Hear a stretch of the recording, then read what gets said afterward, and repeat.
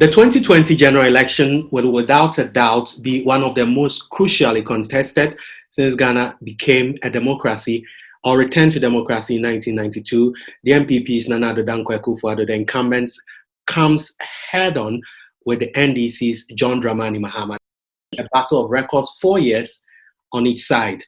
Today from the diaspora, we are engaging the NPP's representatives here in the UK, plus the NDC's representative, and joining me live via Zoom from their base here in the United Kingdom.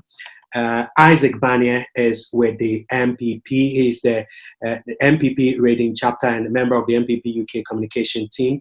And Simon Aworigo is the Communications Officer of the NDC here in the United Kingdom. Grateful for your time, gentlemen.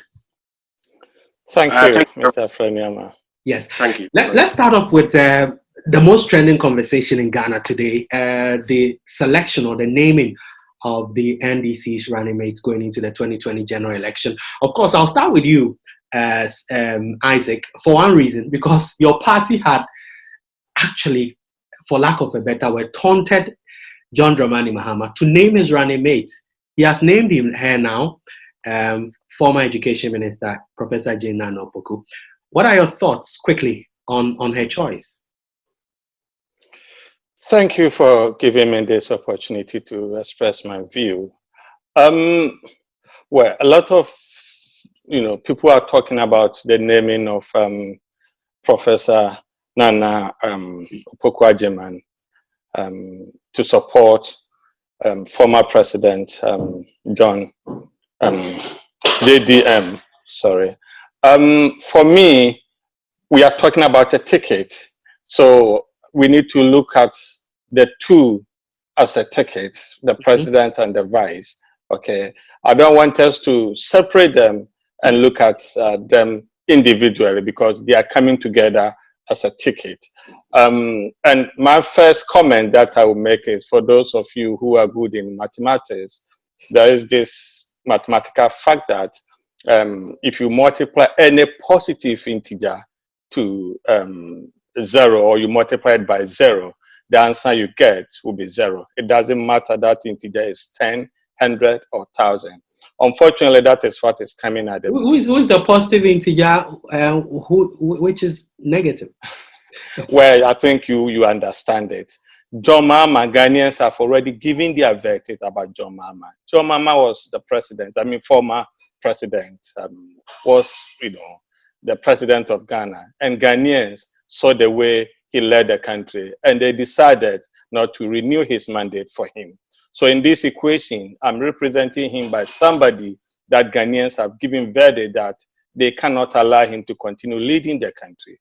So it doesn't matter who you pair with John Mahama. But by logical extension, you think the choice is good, but the man she's pairing is a problem. Well, I'm looking at that general mathematical equation what has happened to Ghana. But if you want me to talk about that's fine. I just wanted to pick your quick thoughts on that. Let me go to Simon on this as well. Of course, there's been a lot of excitement. If you monitor the conversation on social media, also on mainstream media, but even before the announcement of Professor Nana Opoku, there was talk and discussion about the fact that not everyone in the party agreed, even some elders, regional chairman and all that. What are your thoughts on her selection? Thank you very much. And the name is Fred. Is it Afreh-Nuamah? Is it correct? Afreh-Nuamah, yeah. So thank you very much, Afreh-Nuamah. What I'll say is, we feel very happy. We feel elated. I think she's well chosen. It couldn't have been any better than that. And I think not just as a member of the National Democratic Congress, but also as a Ghanaian, I think it's a good day and a wonderful time for Ghana. We are actually showing that our democracy is maturing, and so it's becoming more inclusive. And we're bringing onto the democratic platform not only people who can shout and make noise out there, but people who have the competence, the experience, the knowledge, and everything. More importantly is the fact that we are forming a government, or we are looking at a democracy where women are beginning to take center stage and play key role in that democracy, given the fact that women over the world have been underrepresented and all of that. So we have a woman coming from a fantastic background, a scholar, an academic, a mother, a manager, and all this kind of experience. So for me, I'll say my initial thoughts are that, or my initial comments are that she couldn't have been any better for Ghana and for our democracy. Of course, every election is guided by the issues. In 2012, it was free SHS. In 2016, it was free SHS and corruption. Going into this particular election, I'm wondering from where you sit, and I'll take off from that point with you, Simon. What do you think will be the guiding conversation heading into this poll? Oh, I think Ghanaians are looking forward to the kind of leadership that can really change our circumstances for the better. It is no doubt that the country is currently reeling under a lot of debt, under unemployment, and all kinds of economic and social problems. And so what every Ghanaian is looking for is that hope in leadership, that renewal of positivism, that we can do it. It's not all lost. And we can come out of the woods and build a great country. That is what, and so you probably want to look at it from different backgrounds. Is it from the social background, where we're going to have everybody coming on board and everybody playing their role and all of that? Is it from an economic background, where we're going to have a good management of our economy, where it's not as if we're going to go to every country cap in hand and borrowing our country to the hill and all of that, and providing the infrastructure that the country needs as a developing country, that will propel us into progress and to development. I understand why Isaac is quick to scale back from their initial avalanche of attack on the person and the gender of Professor Nana Jane Opoku-Agyeman, because they realize that it has hit the wall. Ghanaians have rejected it, and the fact that it's not going down well, and it's just not right. It's so sexist, it's so patriarchal, and all of this. So I understand, but Ghanaians are looking forward to a better leadership, a leadership that gives hope, because their hopes have been dashed. They have been disappointed. I mean, we all know what it is in that country today. I wonder if we still have any leadership, because to the best of my knowledge, I know Akufo-Addo is isolating 14 days. I know the finance minister has been locked down because of whatever. I know Cocoa Board has been locked down. I just wonder what sectors of the Ghanaian economy, apart from the kids that are in school to register so they can vote, I don't know what sector of the economy is actually running now. So for you, it'll be a conversation about leadership and who provided better leadership in the past 4 years. Akufo-Addo, President, and John Dramani Mahama. That's correct. Isaac, what are your thoughts? What do you think will be the conversation going into this campaign? Of course, the campaign has already begun in full force. Yes, let me briefly comment on what my brother had just said. Maybe laying emphasis on the issue of leadership. As I've already mentioned, we've already given verdict on their presidential candidate, former President John Mahama. We've given verdict about his leadership. It is the tickets that the vice presidential candidate that we will look at. And for us to do that, Prof. Nana Opoku-Agyeman is not new in Ghanaian politics.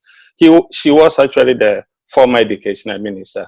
It was under her leadership that she decided, or the NDC administration made a decision to cancel teachers' allowance. And my colleague was talking about promoting or advocating for women. I guess if you take trading and farming, teaching may be the next profession that has a lot of women in it. But Prof could not advocate for women when they canceled teachers' allowance. Okay. Beyond that, those who were even able to struggle and went through the teacher education, they taught for several years, but under her leadership, they came out with policy that they will pay 3 months of their salary, and the rest they did not pay. It is this NPP government that are paying that money.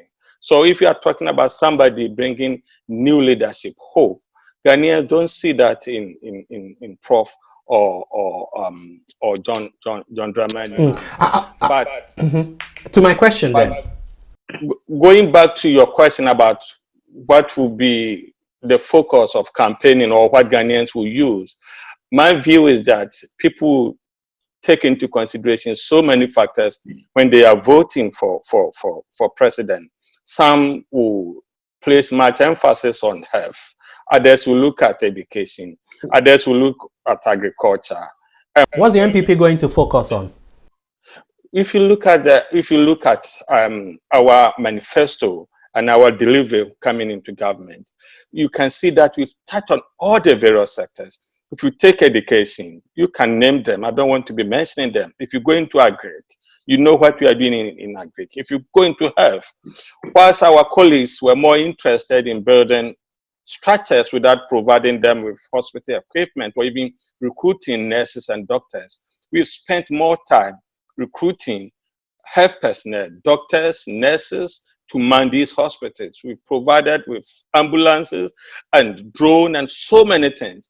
So if you look at us, we are not just focusing on one sector at the expense of the other. If you look at the economy, our records far, far, far better than them. If you take them one by one, you see that we are doing better in every sector of the Ghanaian economy or the governance structure. Even if you take corruption, every other aspect that you take, you see that we are doing far better than them. So for me, our campaign strategy is not just about going to talk about education, education, education. No, we will talk about education because it matters to a lot of people. Others, for them, it is health. Others, it is roads. Others, they are farmers, so they are also interested in what can you do to improve our farming. As we are talking now, a lot of food items that we were importing, at the moment we are not importing that. And that explains why our trade surplus is positive. Actually, it's trade surplus, not deficit, because we are doing so much in the whole, spectrum of things that we need to do to improve Ghana from where we took it. Okay, so essentially for you, it will be about delivering on your promises, the promises you made prior to the 2016 general election. But I want us to now interrogate some of those key issues. Let's start with corruption. Now, the NPP administration has come under intense scrutiny over its handling of corruption. In fact, President Akufo-Addo has earned the tag clearing agent. When we look at some of the incidents that have occurred in the past couple of months, the allegations against the deputy chiefs of staff, the boss scandal, the Australian visa scandal, and so on and so forth, the president is deemed to have simply cleared his men who were involved or implicated in this. Well, if you say the president has been given that title as clearing agent, by who? By NDC, and you would not expect NDC to give President Akufo-Addo any other title. Okay, but if you talk about fighting corruption, look at the corruption that you are talking about. The deputy chief of staff. What was the allegation about? Somebody saying that when people want to go and see president, they give money before they do that. That's corruption. But compare that to Bas Brandon, okay? Compare that to Asofotun. We are talking about people actually embezzling state money. Well, it's not necessarily always about the issue, but it's about how it's handled, isn't it? How do you handle if somebody makes an allegation? The only thing that you can do is you investigate. If someone makes an allegation that somebody has done that, how do you find the truth in it? Unlike Auditor General auditing an office and come out that you've paid so much and this money is missing or blah, blah, blah. But with allegation, you can only investigate it and whether there's substance in it or not. Okay. And she's done everything. Look, when we were in government, we said that when we come into power, we will create the office of special prosecutor, separate from the Attorney General's office, to deal with corruption. As a government, we've done that. We've put somebody there. Yes, one may argue that how many people the special prosecutor has prosecuted in the court of law. That's a question. But that is separate from what the government said he would do. the Nana Akufo-Addo said, I will create the office. He created the office and actually took somebody from NDC stock to man that office. Well, probably one other thing. No, go ahead. If you look at even Demelevo, put his annual leave issue aside, he's come out to confess that the Nana Akufo-Addo government has been giving him all the necessary support in terms of logistics and any support that well, civil society, about 100 civil society groups in Ghana are not happy with how his issue has been handled. That you are talking about what has happened maybe less than a month ago, which is also very important. That is important, but I'm talking about the support that we've given him to do his job.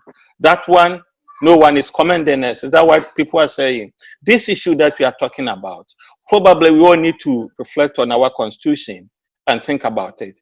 This man is supposed to go on leave. He's not been on leave. No one is commenting. No one is even questioning why for 3 years he's not gone on leave. No one is even not questioning that. But now people are saying that even for him to go on leave, it shouldn't come from the president.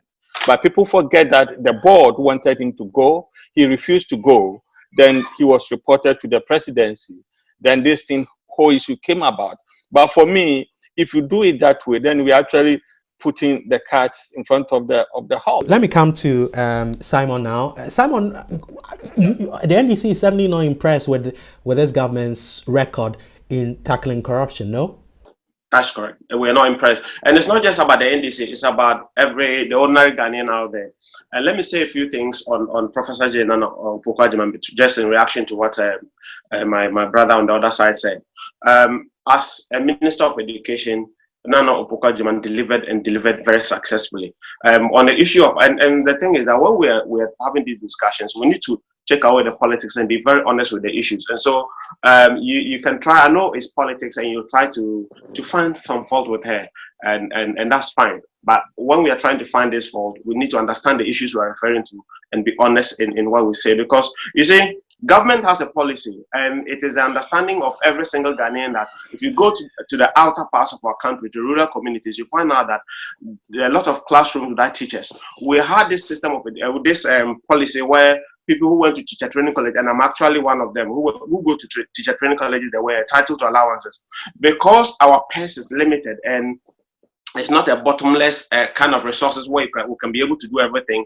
As a government, the NDC under John Mahama looked at it and said that, you know what, in order that we can increase the number of teachers that we can put out there to go and work and earn money and also provide education to our people and fill our classroom with whatever we need. What we need to do is that we need to cut down the allowances that we need to take out the allowances that we're giving to teacher trainees, and then be able to use that money to expand intake. And so you realize that there was a quota system in enrollment into teacher training colleges where only 40% of the capacity of teacher training colleges were being filled, because the other money was going to pay teacher training allowances and all kinds of things. And so government took a decision that, you know what, we're going to take up these allowances and then we can expand access so that people can get into the teacher training colleges. By so doing, the NDC, John Mahama-led NDC government was able to increase enrollment in teacher training colleges from 9,000 to 15,000. That was an extra about 6,000 people got access to go to teacher training colleges, come out, go and provide education to our children and our relations out there in rural communities. Quite apart from that, what happened was that I have been to a training college. And so I know what I'm talking about. What happened that teacher training colleges were upgraded to teacher training. We used to have them as teacher training institutions. They were upgraded to a tertiary status where they become colleges of education. So when they became colleges of education, government said, okay, one of the ways we can deal with this problem is that instead of giving them money and all of that, what we can do, we'll need to bring it. Well, now that we've upgraded them to the level of what do we call it, a tertiary institution. Why don't we put them on the SNIT loan scheme? There's a very good story and a very good reason behind why we have to take off the allowances and replace it with a loan scheme. Unfortunately, maybe the communication did not go down very well with the students, and then we have the NPP coming with propaganda and giving more. I mean, it's clear that particularly with the selection of Nana Akufo-Addo, Professor, this matter of teacher trainee allowances and its cancellation is really going to come up. The NDC the NPP is really going to trumpet that point. It's easy to. Let me make one more. No, hold on for me. Hold on for me, Isaac. I'll come back to you. It's clear, Simon, that the NPP is going to really trumpet this point. Correct. And so what I'll say is that we really like them to trumpet because it gives us an opportunity to really explain the policy better to Ghanaians so that they can better understand that we're actually, in fact, there were students within that system that really, after when they realized what government was doing, said, wow, this is better for us because we are actually, we're taking away the discrimination between, because we've upgraded you from a teacher training college to a college of education. You're not a tertiary institution. So we are bringing you at par. So do I get a sense that, of course, after this decision was taken, many of these teacher trainees were not happy. Some believe that it was even many reasons that the NDC was voted out of power. Do I get a sense that once you return, if you return to power, you are going to cancel it once more? Is that what is going to happen? I don't know whether you've been following the NDC's discussion. We have made the point that, and John Mahama himself has come out and made the point that teacher training allowances will remain as they are today. Because what is going to happen is this: we are going to take our time and make sure that, because I think where the lapse was that the government should have taken its time to fully implement the SNIT loan scheme thing and say to the students that, okay, we've created this new platform. You are at the same level of anybody who is attending teacher training, college of education, whether they're in a university or like a university or a college of education, wherever, you are actually at the same level. So you are now free to move from the allowances platform to this platform. Is that an admission? Is that not admission though? That you got it wrong? You got that decision wrong? It's an admission that the policy was not properly disseminated down to the beneficiaries, to the students. So they didn't really understand why this thing was there. Probably was it a question of understanding, making the teacher trainees understand, or the fact that it was rushed? Which is the point here? I think it was a question of both. It was a question of maybe poor communication, and then a question of it was rushed. Because if you look at when they decided to implement this thing, it was towards the tail end of the John Mahama government. And so I will say that, I don't know whether you remember very well, NDC and the Rawlings tried to introduce VAT. It was rejected. There were even demonstrations about it and all of that. Government took it, withdrew the VAT thing, went back, came back, educated the people very well, and that's the same John Rawlings introduced it and implemented it successfully. As I'm speaking to you now, today we are with VAT, and NPP is enjoying it, and every Ghanaian we're using it to do development for our country. And so, as a government, if something you introduce a policy and you didn't communicate it very well, and so it wasn't well received, and your political adversary take advantage of it and use it against you, that's fine. Okay, that's okay. We have 5 minutes to conclude this conversation. There are other issues. We spent enough time on education. I want us to touch on other areas. One other key debate. Isaac, pardon me. Otherwise, we will not be able to exhaust this conversation. Just a few minutes to end this. Infrastructure. In fact, what the NDC has said is that the schools they built, the hospitals they constructed, have now become very useful. In fact, the University of Ghana Medical Center has become so useful, particularly during this COVID-19 era, that we are, as a country, reaping the benefits of same. The NPP, they say, and this is a question to you directly, Isaac. The NPP, they say, cannot compare its record in infrastructural development to that of the NDC. If you can do this in 2 minutes for me. Okay, thank you. 2 minutes. I'll use 30 seconds to make a comment about education. My colleague had just accepted that probably the policy that they were bringing about the cancellation of teachers' allowance was good policy, but the implementation was poor or was not done well. And who was the implementer? Professor Nana Opoku. Let's go to infrastructure, please. Okay. For infrastructure, for me to select one hospital and say that NDC built that hospital and NPP is using it. The Greater Accra Regional Hospital. Yeah, but the fact is we have several hospitals. Some of them were built by Kwami Manuel. Okay, but we are using it now. Every government will come and do something, and the succeeding one will come. But the point they make is that your record in that regard is non-comparable to that of John Dramani Mahama when he was president from 2012 to 2016.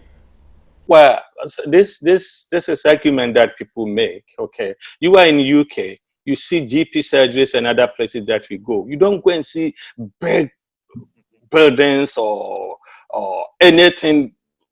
The fact I'm trying to point out is that if you build an infrastructure, a building, and somebody provide the necessary equipment and employ doctors to be there for that infrastructure, for that building that you put up there to be effective. They say too that you are benefiting from the e-blocks they built. In fact, that's been a key part of the implementation of your free SHS policy. So let us say this: the e-block that they built, they were able to build 46. Okay, the 46 that they built, they are all day schools. And you know that we've even been complaining that we want to convert some to boarding schools. Students don't choose those schools because they all want to go to the boarding schools. We've now even come up with a strategy that every student should choose a day school, a way to force people to choose those schools that they built. Will infrastructure do the trick for you? Your achievement in that regard?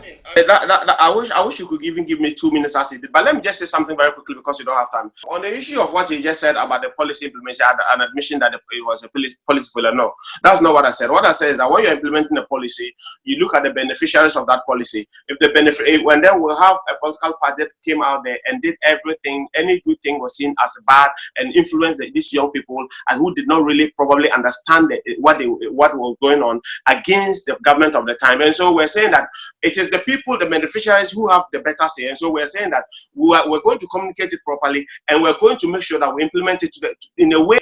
Okay, I need you to respond. I need you to respond now.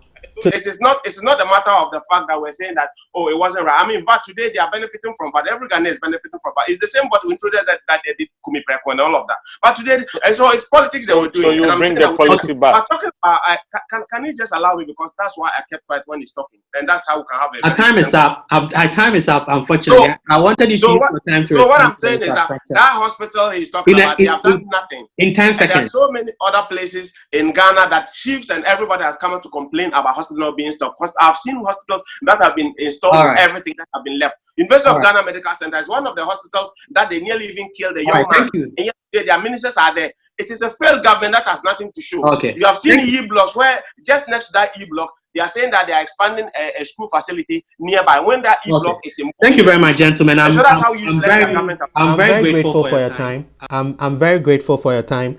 And so that was Isaac Banie. He's chairman of the NPP Reading chapter and also member of the NPP UK communications team. And you also heard from Simon Aworigo. He's communications officer of the NDC in the United Kingdom. Grateful for your time. So a comparison of records going into the 2020 general election. Who will win these debates? The outcome of the polls will tell. Thanks for joining us once again from the diaspora. My name is Kwakye Afreh-Nuamah. Don't forget to subscribe to our YouTube channel, also our social media handles, Facebook, Twitter, and on Instagram as well.